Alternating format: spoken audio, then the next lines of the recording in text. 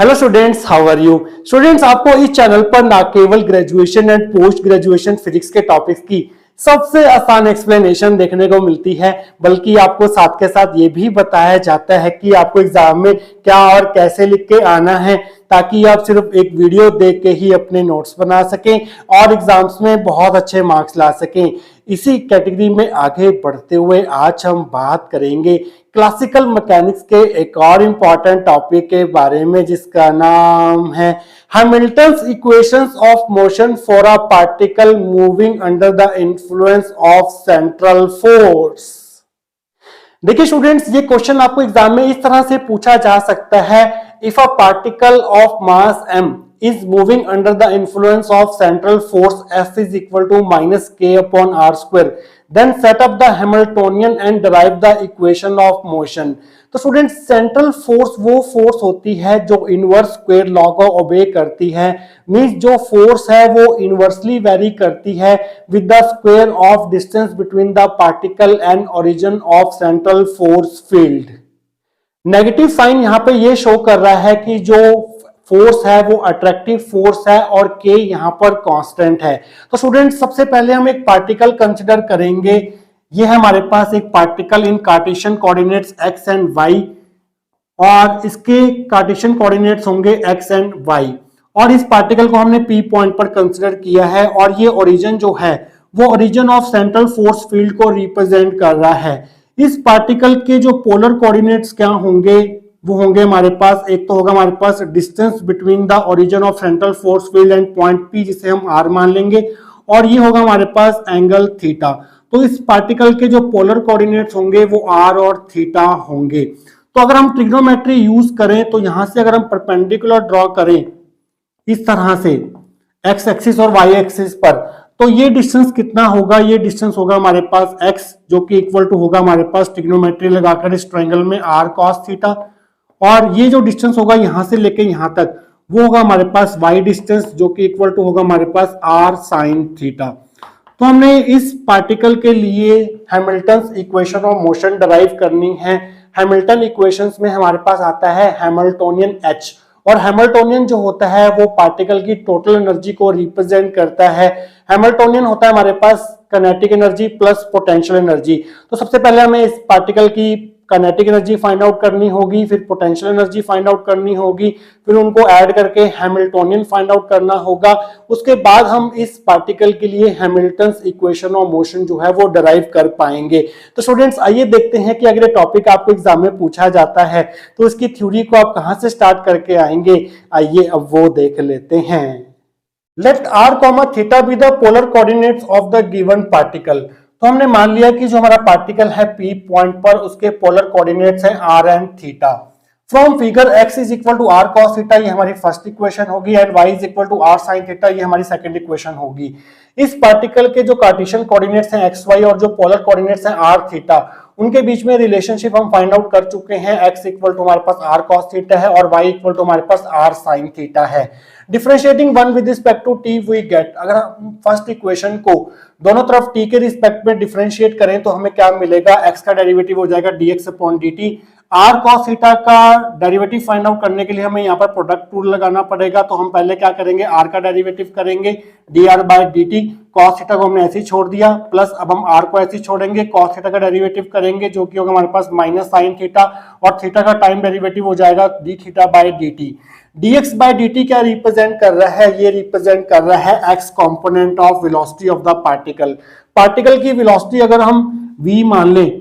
तो इसके दो कंपोनेंट्स होंगे, एक होगा vx i कैप और एक होगा हमारे पास vy j कैप। तो dx अपॉन dt जो है वो x कंपोनेंट ऑफ वेलोसिटी को रिप्रेजेंट कर रहा है, और वेलोसिटी को हम स्मॉल v से डिनोट करेंगे। इस चीज का आप ध्यान रखेंगे, क्योंकि कैपिटल V जो है वो हम पोटेंशियल एनर्जी के लिए रिप्रेजेंट करेंगे। तो dx अपॉन dt हो जाएगा हमारे पास x component of velocity, that is vx। dr by dt first time derivative of r को हम लिख सकते हैं r डॉट डॉट, यहाँ पर first time derivative of r को रिप्रेजेंट कर रहा है कॉस थीटा, ये हो जाएगा हमारे पास plus minus minus r sine theta, और d theta by d t को हम डी थीटा डॉट लिख सकते हैं। डॉट यहाँ पर थीटा के फर्स्ट टाइम डेरिवेटिव को रिप्रेजेंट कर रहा है। तो हमने एक्स कंपोनेंट ऑफ वेलोसिटी निकाल लिया है थर्ड इक्वेशन में। इसी तरह से अब हम सेकंड इक्वेशन को डेरिवेटिव करेंगे विद रिस्पेक्ट टू टाइम, तो हमें क्या मिलेगा, differentiating two with respect to t both sides we get y का डेरिवेटिव हो जाएगा dy बाई डी टी। यहाँ पर भी हमें प्रोडक्ट रूल लगाना पड़ेगा, पहले हम r का डिफरेंशिएशन करेंगे टाइम के रिस्पेक्ट में, तो वो मिलेगा हमें dr by d t sine theta as it is, plus अब हम r को छोड़ेंगे, साइन थीटा का टाइम डेरिवेटिव करेंगे जो कि होगा हमारे पास cos थीटा, फिर थीटा का डेरिवेटिव होगा d theta by d t. dy by d t जो है वो है हमारे पास rate of change of displacement along y direction, जो कि रिप्रेजेंट कर रहा है y कंपोनेंट ऑफ वेलोसिटी को, मींस dy बाई dt को हम vy लिख सकते हैं। dr बाई dt को अगेन हम r डॉट से रिप्रेजेंट करेंगे sine theta plus r cos theta, और d थीटा बाई dt को अगेन हम थीटा डॉट से रिप्रेजेंट करेंगे। ये हमारी फोर्थ इक्वेशन होगी। तो हमने y कंपोनेंट ऑफ वेलोसिटी भी फाइंड आउट कर लिया है। Kinetic energy T of the particle is equal to half mv square. इस पार्टिकल की जो किनेटिक एनर्जी होगी वो होगी हमारे पास हाफ mv स्क्वायर, जहां पर v है वेलोसिटी ऑफ द पार्टिकल, और वेलोसिटी जो है वो दो कंपोनेंट से मिला के बनी होगी vx i cap plus vy j cap. तो वेलोसिटी का मैग्नीट्यूड हो जाएगा हमारे पास square root of vx square plus vy square, दोनों तरफ स्क्वायरिंग करेंगे तो हमें मिलेगा v square is equal to vx square plus vy square. तो इस v स्क्वायर की वैल्यू को, ये वाली वैल्यू को हम यहाँ पर सब्स्टिट्यूट करेंगे, तो किनेटिक एनर्जी T हमारे पास आ जाएगी हाफ m, v स्क्वायर की जगह हम ये लिख देंगे vx square plus vy square, ये हमारी फिफ्थ इक्वेशन होगी।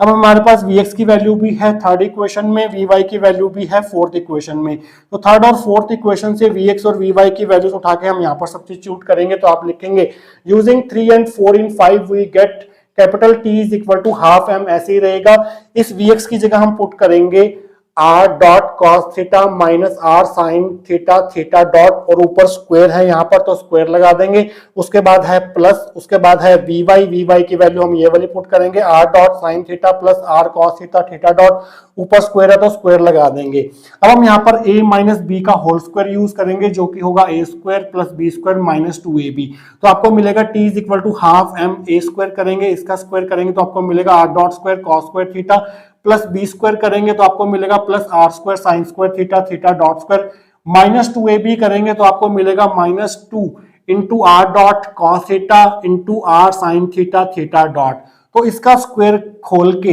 हमारे पास तीन टर्म्स आएंगी, 1 2 3। इसी तरह से यहाँ पर a प्लस बी का होल स्क्वायर लगाएंगे जो कि होगा हमारे पास a square plus B square plus 2ab। तो a स्क्वायर करेंगे हमें मिलेगा are dot square sine square theta, plus B square करेंगे तो आपको मिलेगा R square cos square theta theta dot square, plus 2 into A into B करेंगे तो आपको मिलेगा plus 2 into R dot sine theta into R cos theta theta dot. तो students यहाँ पर minus 2 r dot cos theta r sine theta theta dot है, और यहाँ पर है plus 2 r dot sine theta r cos theta theta dot. ये terms बिल्कुल सेम है तो ये टर्म जो है वो आपस में कैंसल आउट हो जाएंगी, और इस टर्म में से और इस टर्म में से आप r डॉट स्क्वायर जो है वो कॉमन ले सकते हैं, तो आपको मिलेगा t is equal to half m, r dot square common आ गया, अंदर आ गया cos square theta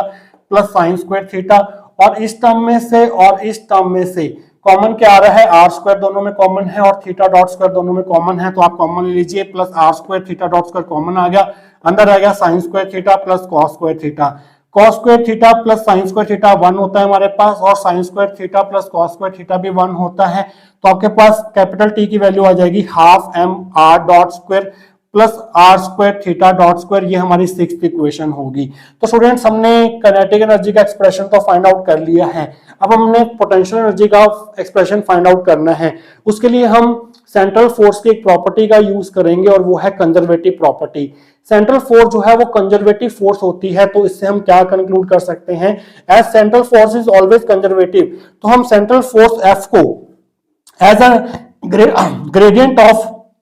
potential express कर सकते हैं। F can be written as negative of gradient of some scalar function, और यहाँ पर स्केलर फंक्शन जो होगा वो होगा हमारे पास potential energy of the given particle. So F can be written as minus dv by dr, this is the property of a conservative force, क्योंकि सेंट्रल फोर्स F जो है यहाँ पर वो कंजर्वेटिव फोर्स है, so F can be expressed as minus dV by dr। तो cross multiply करेंगे तो dV की वैल्यू आ जाएगी माइनस एफ dr। तो स्टूडेंट्स हम यहां तक पहुंच चुके हैं। इसी को आगे प्रोसीड करते हुए हम पोटेंशियल एनर्जी का एक्सप्रेशन फाइंड आउट करेंगे नेक्स्ट सेक्शन के अंदर। तो स्टूडेंट्स पिछले सेक्शन में हम यहां तक पहुंच चुके थे, dV is equal to minus F dr। अब आपको F की वैल्यू गिवन है, सेंट्रल फोर्स जो है वो minus k upon r square के बराबर है। तो F की जगह हम minus k upon r square रख देंगे, माइनस माइनस हो जाएगा plus, so dV will be equal to k r square जो नीचे है ऊपर जाके बन जाएगा आर की पावर माइनस 2 dr। अब हमें V की वैल्यू निकालनी है। V जो है वो potential energy of the particle को रिप्रेजेंट कर रहा है, तो उसके लिए हमें क्या करना होगा, दोनों तरफ इंटीग्रेट करना होगा। तो आप लिखेंगे integrating both sides we get integration dV के कांस्टेंट है, इंटीग्रेशन ऑफ r की पावर माइनस 2 dr। अब यहाँ पर लिमिट्स क्या रहेंगी इस इंटीग्रेशन में, इसकी जो लिमिट्स है वो हम डेफिनेशन ऑफ पोटेंशियल से फाइंड आउट कर सकते हैं। देखिए स्टूडेंट्स, मान लीजिए ये है हमारे पास origin of central force field और ये है हमारे पास region of central force field, और यहां पर एक पॉइंट है P जहां पर पार्टिकल है, और इस ओरिजिन से पार्टिकल का जो डिस्टेंस है वो r है। अब जो डेफिनेशन होती है इलेक्ट्रिक पोटेंशियल की वो क्या होती है, electric potential at a point is equal to होता है हमारे पास उस वर्क डन के बराबर जो हमें करना पड़ता है पार्टिकल्स को इंफिनिटी से उस पॉइंट पर लाने के लिए। तो यहाँ पर एक पॉइंट है इंफिनिटी पर, अगर हम पार्टिकल को इस इंफिनिटी पॉइंट से यहाँ पर लेके आते हैं तो जितना हमें वर्क डन करना पड़ेगा वही होगा हमारे पास electric potential at this point P। तो स्टूडेंट्स यहाँ पर जो लिमिट्स रहेंगी वो रहेंगी यहाँ पर हमारे पास इंफिनिटी से लेके r तक। तो r की पावर माइनस 2 का इंटीग्रेशन हो जाएगा हमारे पास r की पावर माइनस 2 प्लस 1, नीचे माइनस 2 प्लस 1, माइनस 2 प्लस 1 होता है हमारे पास माइनस 1, माइनस 2 प्लस 1 होता है हमारे पास माइनस 1। लिमिट्स आ जाएंगी यहाँ पर infinity to r,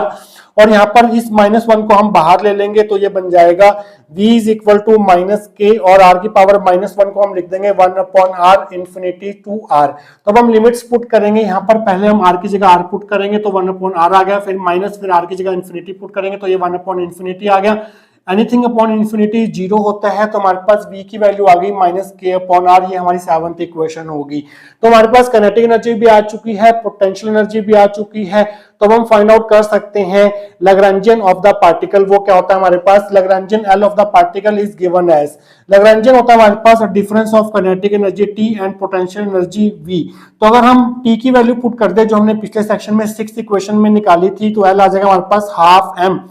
r dot square plus r square theta dot square. ये हमारे पास T की वैल्यू है, काइनेटिक एनर्जी की वैल्यू है, माइनस V की वैल्यू हमने निकाल ली है minus k upon r, minus minus हो जाएगा प्लस, तो L will be equal to half m r dot square plus r square theta dot square plus k by r। ये हमारी 8th इक्वेशन होगी। Generalize momentum pk is equal to curly L by curly qk dot,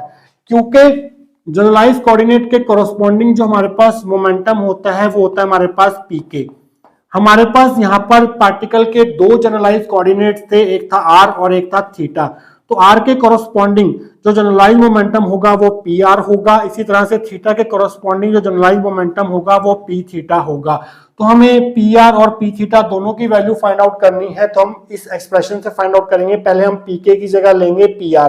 तो pk की जगह हमने पहले pr ले लिया, करली L बाय करली pr जो है वो r कोऑर्डिनेट के कोरस्पॉन्डिंग जनरलाइज मोमेंटम है, तो qk की जगह हम r रखेंगे तो ये बन जाएगा r डॉट, क्योंकि डॉट है ऊपर, ये हमारी 9th इक्वेशन होगी। इसी तरह से अब हम pk की जगह p थीटा लेंगे, p थीटा is equal to curly L by curly qk की जगह हम लेंगे थीटा, क्योंकि p थीटा जो है वो थीटा के कोरस्पॉन्डिंग जनरलाइज मोमेंटम है, तो यहाँ पर आ जाएगा करली थीटा डॉट, ये हमारी 10th इक्वेशन होगी। अब हम क्या करेंगे, L की वैल्यू पुट करेंगे यहाँ पर भी और यहाँ पर भी जो हमने 8th इक्वेशन में फाइंड आउट की हुई है। तो आप लिखेंगे using 8 and 9 we get pr is equal to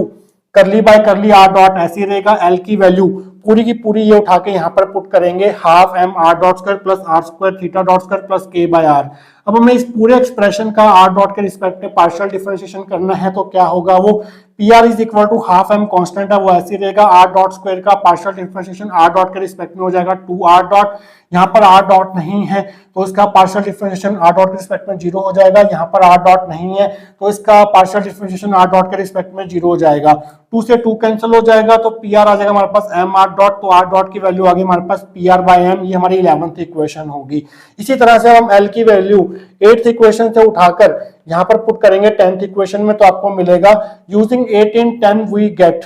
T theta is equal to curly by curly theta dot, ऐसी रहेगा। यहाँ पर एल की वैल्यू पुट करेंगे जो कि है half m r dot square plus r square theta dot square plus k by r. अब हमें इस पूरी ब्रैकेटेड टर्म का थीटा डॉट के रिस्पेक्ट में पार्शियल डिफरेंशिएशन करना है, तो हमें क्या मिलेगा, p theta is equal to half m constant है, आर डॉट स्क्वायर का पार्शियल डिफरेंशिएशन थीटा डॉट के रिस्पेक्ट में 0 हो जाएगा,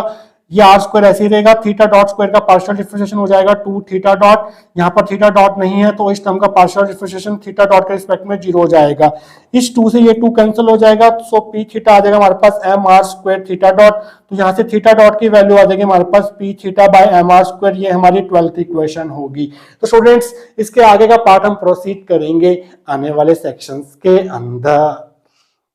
तो स्टूडेंट्स अब हम फाइंड आउट करेंगे हैमिल्टोनियन ऑफ द पार्टिकल, तो आप लिखेंगे Hamiltonian H of the particle. Hamiltonian represent करता है total energy of the particle को, that is kinetic energy plus potential energy. Kinetic energy का एक्सप्रेशन था हमारे पास half m r dot square plus r square theta dot square, plus potential energy का expression हमने find out किया था minus k upon r, तो plus minus minus हो जाएगा, so H will be equal to half m r dot square plus r square theta dot square minus k by r. 13th equation होगी ये। अब यहाँ पर आर डॉट और theta dot की वैल्यूज को हम 11th और 12th इक्वेशन से उठाकर यहाँ पर पुट कर सकते हैं, क्योंकि आर डॉट हमारे पास पी आर बाई एम है और थीटा डॉट हमारे पास p theta by m r square है। तो आप लिखेंगे using 11 and 12 in 13 we get H is equal to half m r dot की जगह हम पुट कर रहे हैं पी आर बाई एम, ऊपर स्क्वायर है तो स्क्वायर लगा देंगे, पी आर बाई एम का square plus r square, theta dot की जगह हम पुट कर रहे हैं p theta by m r square, p theta by m r square, ऊपर स्क्वायर है तो स्क्वायर लगा देंगे, माइनस के बाई आर। अब स्क्वायर को ओपन करेंगे, half m p r square by m square plus r square p theta square by m square r की power 4 minus k by r. यहाँ से एम स्क्वायर बाहर common ले लेंगे, so H will be equal to half m by m square p r square plus r square से r की power 4 cut जाएगी, तो यहाँ पर आर स्क्वायर रह जाएगा p theta square by r square minus k by r. तो यहाँ पर एक एम से एक एम काट देते हैं, तो यहाँ पर हमारे पास नीचे रह जाएगा सिर्फ 1/2m, 1/2m रह जाएगा। ये होगा हमारे पास Hamiltonian of a particle moving under the influence of central force F is equal to minus k upon r square. तो हमने हैमिल्टोनियन फाइंड आउट कर लिया है, अब हम फाइंड आउट करेंगे Hamilton's equations. Hamilton's equation of motion are, हमारे पास दो हैमिल्टन इक्वेशन ऑफ मोशन होती है, पहली होती है q k dot is equal to curly H by curly p k, और दूसरी होती है हमारे पास p k dot is equal to minus curly H by curly q k. देखिए स्टूडेंट्स, क्यू के करस्पॉन्डिंग जो जनरलाइज मोमेंटम है वो पी के है। हमारे पास यहाँ पर पार्टिकल के दो जनरलाइज कोऑर्डिनेट्स हैं, एक है आर, उसके करस्पॉन्डिंग जनरलाइज मोमेंटम है पी आर, और दूसरा जनरलाइज कोऑर्डिनेट है थीटा, उसके करस्पॉन्डिंग जनरलाइज मोमेंटम होगा पी थीटा। तो हम क्या करेंगे, बारी बारी से यहाँ पर क्यूके की जगह आर और थीटा पुट करेंगे, और बारी बारी से हम पीके की जगह इन दोनों इक्वेशंस में पी आर और पी थीटा पुट करेंगे। तो पहले हम पीके की इस क्यूके की जगह आर पुट करते हैं, तो आपको मिलेगा are dot is equal to curly H by curly pk की जगह हम पुट करेंगे पहले पी आर, तो आपको यहां मिलेगा करली पी आर। ये होगी हमारी इक्वेशन नंबर 15A। अब हम क्या करेंगे, इस क्यूके की जगह पुट करेंगे थीटा, तो आपको मिलेगा theta dot is equal to curly H by curly, और इस पीके की जगह हम पुट करेंगे पी थीटा, तो यहाँ पर आ जाएगा पी थीटा। ये होगी हमारी 15B इक्वेशन। अब हम स्टूडेंट्स क्या करेंगे, इस पीके की जगह पहले पी आर पुट करेंगे, तो आपको मिलेगा p r dot is equal to minus curly H by q k की जगह हम क्या पुट करेंगे, आर पुट करेंगे, तो आप यहाँ पर लिखेंगे करली आर। ये हमारी 16A इक्वेशन होगी। अब हम इस पीके की जगह पी थीटा पुट करेंगे, तो आपको मिलेगा p theta dot is equal to minus curly H by इस क्यूके की जगह हम पुट करेंगे थीटा, तो आपको मिलेगा करली थीटा। ये होगी हमारी 16B इक्वेशन। तो स्टूडेंट्स अब हम क्या करेंगे, बारी बारी से एच की वैल्यू को यहाँ पर पुट करेंगे, तो देखिए हमें क्या मिलेगा। तो आप लिखेंगे using 14 in 15A we get, सबसे पहले हम इस h की वैल्यू को यहां पर पुट करेंगे इस एच की जगह, तो आपको मिलेगा are dot is equal to curly by curly p r, ऐसे ही रहेगा। एच की वैल्यू पूरी की पूरी ये वाली जो कि हमारे पास 1/2m p r square plus p theta square by r square minus k by r हमने यहाँ पर पुट कर दी। अब हमें इस पूरी टर्म का पार्शियल डिफरेंशिएशन करना है पी आर के रिस्पेक्ट में, तो आपको क्या मिलेगा are dot is equal to 1/2m constant है, 1/2m ऐसे आएगा, पी आर स्क्वायर का पार्शियल डिफरेंशिएशन पी आर के रिस्पेक्ट में हो जाएगा 2pr, यहाँ पर पी आर नहीं है तो इस टर्म का पार्शियल डिफरेंशिएशन पी आर के रिस्पेक्ट में हो जाएगा 0, यहाँ पर पी आर नहीं है तो इसका पार्शियल डिफरेंशिएशन पी आर के रिस्पेक्ट में हो जाएगा 0, तो 2 से 2 कैंसिल हो गया, तो आर डॉट की वैल्यू आ गई पी आर बाई एम, ये हमारी 17th इक्वेशन होगी। अब हम क्या करेंगे,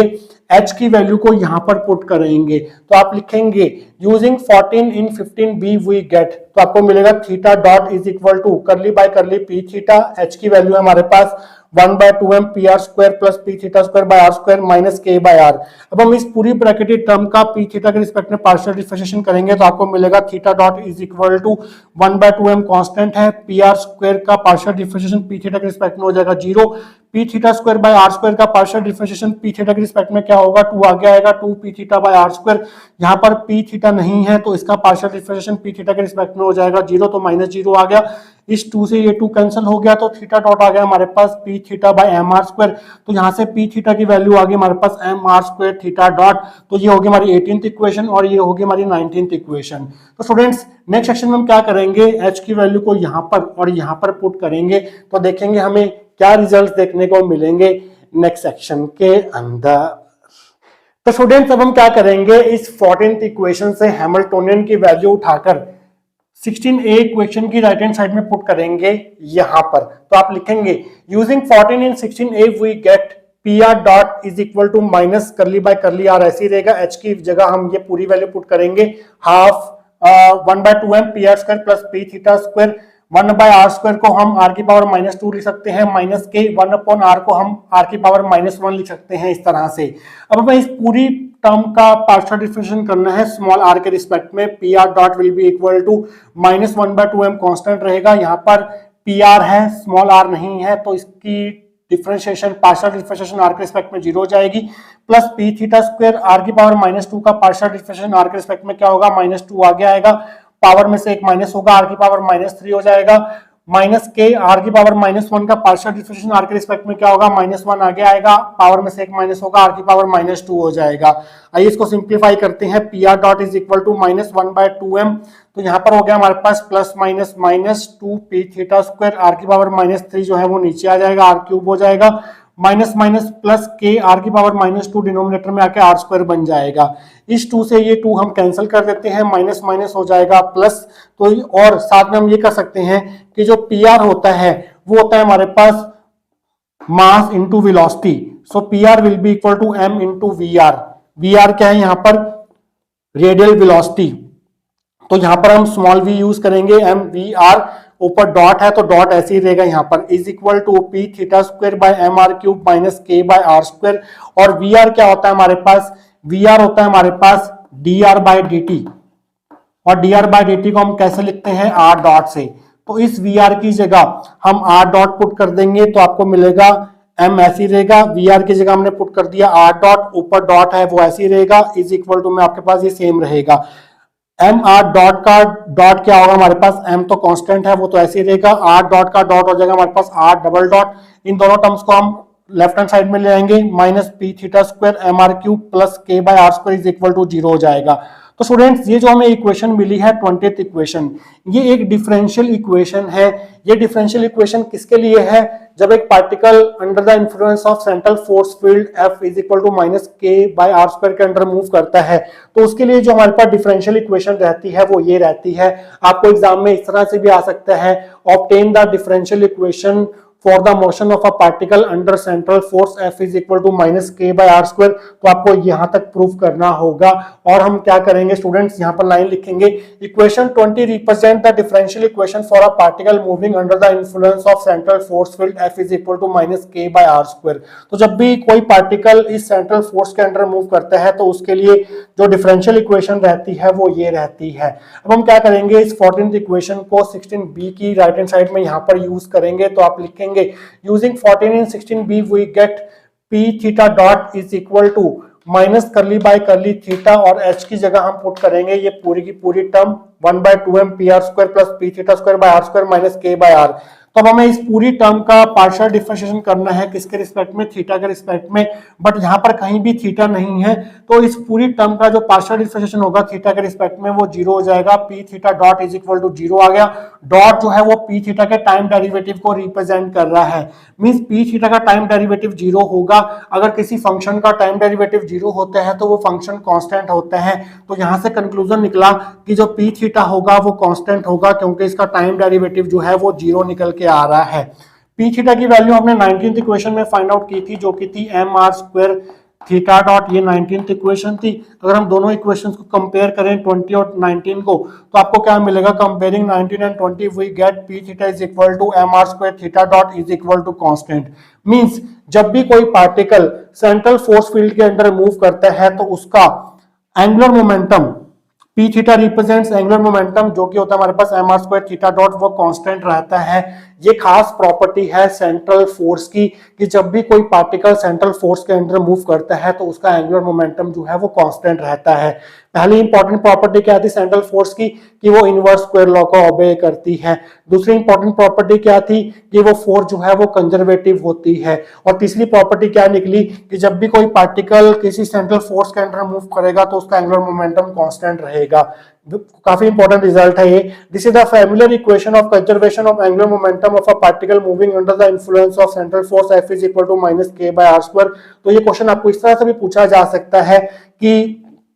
prove that the angular momentum of a particle moving under the influence of central force F is equal to minus k r square remains constant using Hamilton's equations of motion। Hamilton equations of motion को use करके आप ये prove कर सकते हैं कि जब भी कोई particle central force F is equal to minus k by r square के अंडर मूव करता है तो उसका एंगुलर मोमेंटम जो है वो कांस्टेंट रहता है। बट यहाँ तक पहुंचने के लिए आपको पूरी डेरिवेशन से होकर गुजरना होगा। तो स्टूडेंट्स ये था आपका आज का टॉपिक। आई होप आपको आज का टॉपिक जो है वो अच्छे से क्लियर हुआ होगा। मिलेंगे किसी और important topic related to classical mechanics के साथ। Till then, take care.